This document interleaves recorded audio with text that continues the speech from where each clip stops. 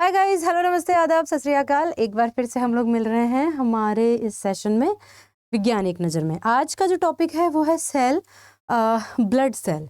Blood cell यानी कि हम बात कर रहे हैं रक्त कोशिकाओं के बारे में। इस सबसे पहले हम लोग हार्ट से शुरुआत कर रहे थे। हार्ट से शुरू करते हुए हम लोगों ने सेकंड जो हमारा सेशन देखा विच इज़ ब्लड। ब्लड के अंदर क्या क्या एंटीजन होते हैं, एंटीबॉडीज़ होती हैं, कौन सा ब्लड ग्रुप किसको ब्लड दे सकता है, किसको नहीं दे सकता है। आज के सेशन में बात करेंगे कोशिकाओं के बारे में। जैसा मैंने पिछले सेशन में कहा भी था, हमने ये तो देख लिया था कि हमारे ब्लड के अंदर जो है वो टोटल जो सेल्स होती हैं वो जनरली हमारे पास में 3 प्रकार की होती हैं, जिन्हें हम कहते हैं प्लेटलेट्स, जिन्हें हम कहते हैं आरबीसी और जिन्हें हम कहते हैं डब्ल्यूबीसी।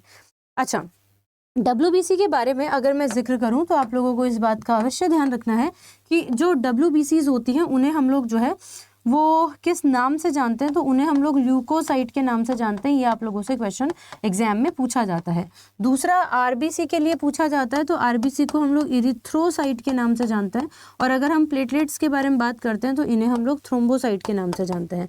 45% जो होता है हमारा ब्लड, उसके अंदर से मैंने ये बताया था कि मैक्सिमम पार्ट तो आपका आरबीसी ले जाती है।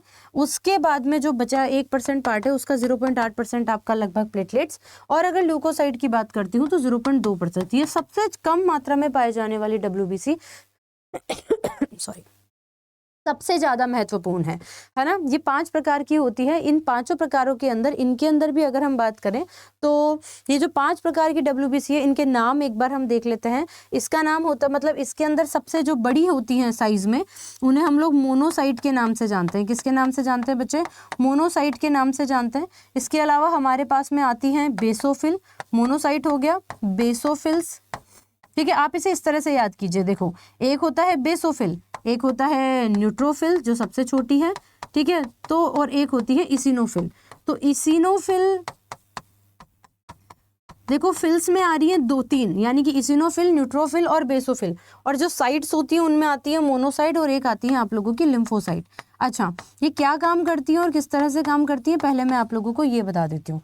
हमारी जो डब्ल्यूबीसीज होती हैं ये 5 प्रकार की हैं, बेसोफिल, इसिनोफिल, न्यूट्रोफिल, मोनोसाइट और लिम्फोसाइट। इनके अंदर से मोनोसाइट्स हो गई हैं, बेसोफिल्स हो गई हैं, है ना, इसिनोफिल्स हो गई हैं। ये जनरली क्या करती हैं कि जैसे कोई भी फॉरेन पार्टिकल, कोई भी चाहे बैक्टीरिया हो, है ना, या फिर कोई भी माइक्रो ऑर्गेनिल हो जो हमें बीमार करने आया है हमारी बॉडी में, वो जैसे ही कोई फॉरेन पार्टिकल हमारी बॉडी में आएगा तो ये देखेंगे अरे ये क्या ही है, और फिर ये क्या करेंगी, उसको किल कर देंगी, उसको मार देने की कोशिश करती हैं और उनको मार देती हैं, है ना, अगर मार सके तो। नहीं तो ये उनके पर अटैक करती हैं और सीधा मैसेज पहुंचता है लिम्फोसाइट के पास में कि कोई तो आया है, आओ चेक करो और उसके अगेंस्ट एंटीबॉडी बनाओ। हमारी बॉडी में बाहर से जितने भी फॉरेन पार्टिकल्स आते हैं जो हमारी बॉडी के पार्टिकल्स नहीं है, उन्हें हम एंटीजन कहते हैं, चाहे फिर वो बैक्टीरिया हो, चाहे वो कुछ भी हो। तो ये इम्यूनिटी के लिए एंटीजन हुए और हमारी बॉडी जैसे ही उन फॉरेन पार्टिकल्स को देखती है, लिम्फोसाइट जाके उन्हें स्कैन करती है, उनके स्ट्रक्चर को स्कैन करती है और उनको मारने के लिए उनके अगेंस्ट एंटीबॉडी बनाती है। तो एंटीबॉडी बनाने का काम जो है वो बेसिकली किसका होता है? एंटीबॉडी या फिर प्रतिरक्षा बनाने का काम जो है वो लिम्फोसाइट का होता है। लिम्फोसाइट दरअसल 2 प्रकार की होती है, एक जिसे हम लोग टी लिम्फोसाइट कहते हैं, एक जिसे हम लोग बी लिम्फोसाइट कहते हैं। बी लिम्फोसाइट टी लिम्फोसाइट की मदद करती है इम्यूनिटी बनाने के अंदर। तो बेसिकली हमारी जो मेन लिम्फोसाइट है, जो एंटीबॉडी बना रही है, प्रतिरक्षा बना रही है, इम्यूनिटी बना रही है, वो आप लोगों की टी लिम्फोसाइट्स होती हैं, टी सेल्स होती हैं। चलिए, ये वाली सारी चीज़ें आपको ध्यान रखनी है। अच्छा, इस इम्यूनिटी, इस एंटीबॉडी को बनाने के लिए लगभग 24 से 72 घंटे हमारी बॉडी को लगता है।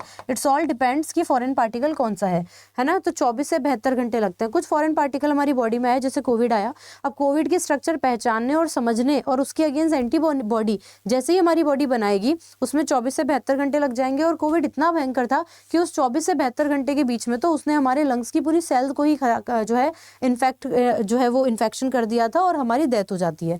तो ये वाली पूरी कहानी आपकी डब्ल्यूबीसी की होती है। तो डब्ल्यूबीसी हमारी बॉडी के अंदर इम्यूनिटी को देख रही होती है। अब बात करते हैं आरबीसी की। आरबीसी की बात करें, अगर रेड ब्लड सेल की बात करें, तो रेड ब्लड सेल हमारी बॉडी के अंदर ऑक्सीजन के ट्रांसपोर्ट को देख रही होती है, क्योंकि ये जो आरबीसी का जो रेड कलर है वो हीमोग्लोबिन नाम के पिगमेंट के कारण है। हमारी बॉडी के अंदर चाहे हार्मोन बन रहे हो, चाहे एंजाइम बन रहे हो, है ना, चाहे कोई पिगमेंट बन रहे हो, वो सब प्रोटीन के बने होते हैं। तो क्या हीमोग्लोबिन के अंदर भी प्रोटीन होता है? बिल्कुल, हीमोग्लोबिन के अंदर ग्लोबुलिन नाम का प्रोटीन होता है और इसके अंदर आयरन सेल्स होती हैं। तो आयरन सेल मिलकर हीमोग्लोबिन बनाती हैं और हीमोग्लोबिन जो है वो आरबीसी बनाता है और आरबीसी का मैक्सिमम पार्ट तो आपका ब्लड बना ही रहा है। तो बेसिकली आपको ध्यान रखना है कि अगर हमें खून की कमी हुई है यानी कि हमारा ब्लड कम हुआ क्योंकि हमारे ब्लड का 45% का मेन पार्ट जो आरबीसी है वो कम हुआ। वो इसलिए कम हुआ क्योंकि हीमोग्लोबिन कम हुआ, और हीमोग्लोबिन इसलिए कम हुआ क्योंकि आयरन कोशिका कम हुई। तो हमारे शरीर के अंदर अगर आयरन कोशिका कम हुई है तो हमारा एनीमिया हुआ है, ना कि डायरेक्ट ब्लड कम होने से। ब्लड कम ही इसलिए हुआ है क्योंकि हमारे पास में आयरन कोशिका की कमी थी। अगर मैं आरबीसी की और बात करूं तो आरबीसी जो है वो हमारे शरीर के अंदर, आरबीसी एक ऐसी कोशिका है जिसके अंदर केंद्रक नहीं पाया जाता है। तो कोशिका ना, लेकिन इसके अंदर आप लोगों को ध्यान रखना है कि केंद्रक जो है वो नहीं पाया जाता, और इसके केंद्रक नहीं पाए जाने के कारण इसका क्वेश्चन बन जाता है कि ये सेल डिवीजन नहीं करेगा। और अगर ये सेल डिवीजन नहीं करता तो फिर इसका निर्माण कौन करता है? तो आपको याद होगा बोन मैरो। बोन मैरो जो है यानी कि अस्थि मज्जा जो है वो आपकी आरबीसी को बनाती है। आपकी आरबीसी किसी प्रकार का जो है वो कोई सेल डिवीजन नहीं करती है। ऐसे ही हमारी जो प्लेटलेट्स होती हैं वो भी कोशिका का विभाजन नहीं करती, ठीक है। तो ये भी कोशिका विभाजन नहीं कर रही है, ये भी कोशिका विभाजन नहीं कर रही है। तो अगर हमें ब्लड के अंदर कैंसर होगा, जिसे हम लोग किस नाम से जानते हैं, ब्लड के अंदर कैंसर होगा, तो वो सिर्फ और सिर्फ डब्ल्यूबीसी की वृद्धि के कारण होगा। और डब्ल्यूबीसी को चूंकि ल्यूकोसाइट कहते हैं, इसलिए ब्लड कैंसर को ल्यूकेमिया के नाम से जाना गया। किसके नाम से जाना गया? ल्यूकेमिया के नाम से जो है वो ब्लड कैंसर को हम लोग जानते हैं। ये वाली सारी चीजें आप लोगों को ध्यान रखनी है। आरबीसी की अगर हमारी बॉडी में डेफिशिएंसी हो जाती है, अगर हमारी बॉडी के अंदर आरबीसी के अंदर डेफिशिएंसी हो जाती है तो हमें मलेरिया रोग हो जाता है। और अगर हमारी बॉडी के अंदर प्लेटलेट्स की कमी हो गई, प्लेटलेट्स हमारे शरीर के अंदर खून के थक्के को बना रही है, यानी कि अगर प्लेटलेट्स खून का थक्का नहीं बनाएगी, मानो चोट लगी तो ब्लड तो खूब सारा निकल जाएगा, ब्लड खूब सारा निकल गया तो थक्का नहीं बनेगा, तो ब्लड की कमी हो जाएगी, बंदे की मौत हो जाएगी। इसलिए प्लेटलेट्स हमारी बॉडी के अंदर ब्लड क्लॉटिंग बनाती है कि जैसे ही चोट लगे फटाफट से क्लॉटिंग जमा दो और फिर जो है आपका ब्लड एक्स्ट्रा जो है वो एक्स्ट्रा फ्लो होने से रुक जाएगा, है ना, और डेफिशिएंसी नहीं होगी ब्लड की। तो प्लेटलेट्स के कारण क्या होता है? प्लेटलेट्स में कमी हो जाती है आपकी डेंगू के अंदर। अब डेंगू के अंदर प्लेटलेट्स की कमी हो गई तो खून पतला हो गया। तो अगर बंदे को, अगर किसी पेशेंट को गलती से चोट लग गई तो खून बहुत सारा फ्लो होगा और जो है वो क्लॉटिंग नहीं होगी, और डेंगू के कारण इंसान मरे या ना मरे, लेकिन डेंगू के अंदर किसी को चोट लग गई और खूब सारा खून बह गया, उसके कारण इंसान की मौत हो जाती है।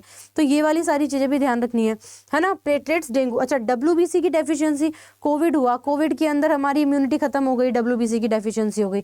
एड्स के अंदर हमारी इम्यूनिटी खत्म हो जाती है, डब्ल्यूबीसी की डेफिशिएंसी हो गई।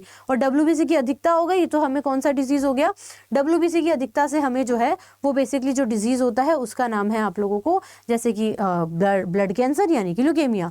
अच्छा, अभी अगर हम बात करते हैं आपकी आरबीसी की, तो आप आरबीसी को देखोगे बहुत ध्यान से तो वो डिस्क शेप दिखाई देती है, बायकॉन्केव दिखाई देती है, द्विअवतल दिखाई देती है। पहली चीज तो ये आपको ध्यान रखना है।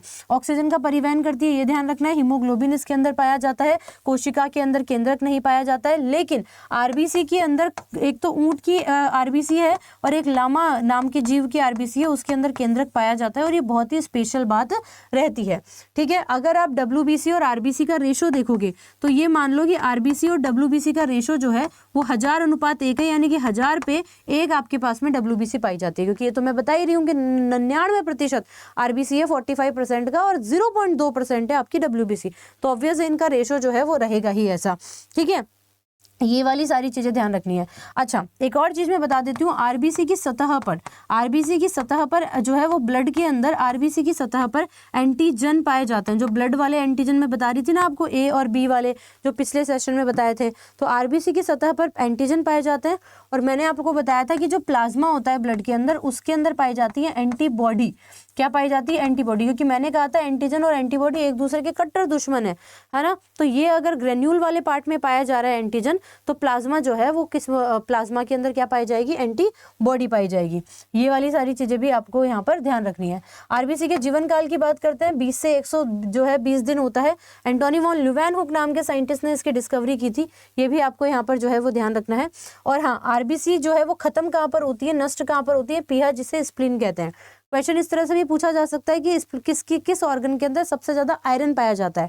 तो भाई आरबीसी के अंदर हीमोग्लोबिन के अंदर आयरन, और आरबीसी खत्म कहाँ हो रही है, स्टोर कहाँ पर हो रही है? आपकी प्लीहा के अंदर। तो हम कह सकते हैं कि प्लीहा के अंदर सबसे ज्यादा आयरन पाया जाता है। और चूंकि आरबीसी वहां पे स्टोर हो रही है तो इसे हम ग्रेवयार्ड ऑफ आरबीसी यानी कि आरबीसी का कब्रिस्तान भी कहते हैं। पूरे जिसका साइज बड़ा होगा, हाथी की आरबीसी बड़ी होगी, और कस्तूरी हिरण की जो आरबीसी होती है वो सबसे ज्यादा छोटी होती है। प्रोटीन हीमोग्लोबिन पाया जाता है, ये हमने बता ही दिया। एनीमिया और जॉन्डिस जैसे जीव उसके अंदर जो है वो आपके क्या हो जाती है, आरबीसी की डेफिशिएंसी। अब हम बात कर रहे हैं डब्ल्यूबीसी। मैंने बताया हमारे पास न्यूट्रोफिल होती है, ठीक है ना। तो न्यूट्रोफिल क्या करेंगी, सबसे पहले जाकर जो है वो कोई भी बैक्टीरिया या फिर वायरस आया, कोई भी बैक्टीरिया या फिर वायरस आया तो उस पर जाके अटैक करेंगी, ठीक है। अगर मैं इसिनोफिल की बात करती हूँ तो अच्छा हाँ, एक और चीज़ बताती हूँ कि अगर आपको एलर्जी हो रही है, आप जब भी देखना आपको एलर्जी होंगी तो आपकी बॉडी के अंदर इसिनोफिल और आप लोगों की जो है वो बेसोफिल की मात्रा जो है वो अचानक से बढ़ जाएगी। नॉर्मल ब्लड टेस्ट कराओगे तो इसकी मात्रा आपको लगभग 0 के जो है वो आसपास ही मिलती है। तो इसिनोफिल जो होती है वो एलर्जी सिम्टम्स के अंदर रोल प्ले करती है। आपको एलर्जी के जितने भी साइन आ रहे हैं वो इसिनोफिल के कारण आ रहे हैं कि इसिनोफिल पहले ही कोई अटैक करेगी, उसके पास कोई भी फॉरेन पार्टिकल आएगा और इसिनोफिल चिल्लाएगी कि अरे देख छींक आ रही है, अच्छा इसिनोफिल ने करवाया, रेडनेस हो रहा है इसिनोफिल ने करवाया। अस्थमा है अगर आपको तो बेसोफिल जाकर जो है वो सबसे पहले अस्थमेटिक पेशेंट के बारे में बताएगी कि अरे छींके आ रही है, अरे सांस नहीं आ रही है, सांस उखड़ रही है, ये सारे काम। क्योंकि asthma is also an example of allergy ना, it's a type of allergy है ना, जो कि आप लोगों की फंगस के कारण होती है, ठीक है ना। चलिए, लिम्फोसाइट के लिए तो बताया ही मैंने कि एंटीबॉडी बनाती है। और मोनोसाइट जो है वो क्या करेंगी, मोनोसाइट हालांकि सबसे पहले साइन तो बता ही रही है, लेकिन मोनोसाइट एक और काम करती हैं कि देखो इन लोगों ने अलार्म दिया कि अरे अरे अरे कुछ तो आया है, कुछ तो आया, कुछ तो आया। इन तीनों ने अलार्म दिया, फिर इसने एंटीबॉडी को मारा है ना, इसने एंटीबॉडी बनाकर मारा और मोनोसाइट जो है वो मरी हुई कोशिकाओं को ठिकाने लगाती है, यानी कि डेड सेल्स को जो है साफ करती हैं। अब ठिकाने कहाँ लगाएंगी, डब्ल्यूबीसी एक प्रकार की कोशिका है, कोशिका के अंदर पाए जाते हैं कोशिका के अंग। और कोशिका का अंग कौन है, एक ऐसा ऑर्गन है जिसे हम कहते हैं लाइसोसोम। अगर आप मेरी क्लासेस रेगुलर देखते हो, अच्छा काफी सारे बच्चे कह रहे थे ग्रुप डी की क्लास कब होती है, इसी चैनल पर होती है दोपहर 3 बजे, है ना। तो चैनल सब्सक्राइब कर लेना और 3 बजे वाली क्लास जरूर देख लेना। तो फिर मोनोसाइट क्या करेंगे, जितनी भी डेड सेल होंगी ना, जितने भी मर गए अब कोशिकाएं जिनको मारा हमारी एंटीबॉडी ने, है ना, उन मरी हुई कोशिकाओं को ठिकाने लगाने का काम मोनोसाइट्स करेंगी। तो वो जाके लाइसोसोम को दे देती हैं, क्योंकि लाइसोसोम क्या करता है, डाइजेशन कर लेता है जितने भी फॉरेन पार्टिकल्स होते हैं उनका। तो इस तरह से हमारी बॉडी के अंदर ये जो है वो आरबीसी डब्ल्यूबीसी काम करती है ना। तो आप लोगों को मैंने बताया कैंसर के बारे में बता दिया, काफी सारी चीजों के बारे में हम लोग यहाँ पर जो है वो पढ़ चुके हैं, ठीक है। अब हम बात करते हैं नेक्स्ट चीज की, जो कि हमने बोला कि हमारा जो प्लेटलेट्स होती हैं, प्लेटलेट्स जनरली क्या करती हैं वो सब हम बात कर ही चुके हैं। तो that is the whole things guys, जो कि आप लोगों को यहाँ पर ध्यान रखना है। उम्मीद करती हूँ कि आपको ये सेशन बड़े ही मजेदार तरीके से समझ में आ गया होगा। ये प्लेटलेट्स कुछ इस तरीके से काम करती है, जैसे ही ब्लड की सेल यहाँ से रैप्चर हुई, प्लेटलेट्स जितने भी जो है वो क्या करेंगी, ये प्लेटलेट्स आकर यहाँ पे जमा हो गई और एक ऐसा बैरियर बना लिया कि नहीं अब हम ब्लड को फ्लो होने से रोक देंगे, एक्स्ट्रा ब्लड लॉस नहीं होने देंगे। तो उसके अंदर क्लॉटिंग फैक्टर्स होते हैं जो ऐसा काम करते हैं। और मुझे ऑनेस्टली बताना कि आपको ये सेशन कैसा लगा, और प्लीज चैनल सब्सक्राइब करो। ये हर दिन ये सेशन होता है डेली 7:50 पे, शाम को 7 बजे क्लास होती है अपनी स्पेसिफिकली साइंस के लिए, 3 बजे भी होती है 7 बजे भी होती है ना। तो वो क्लासेस जरूर देख लिया करो।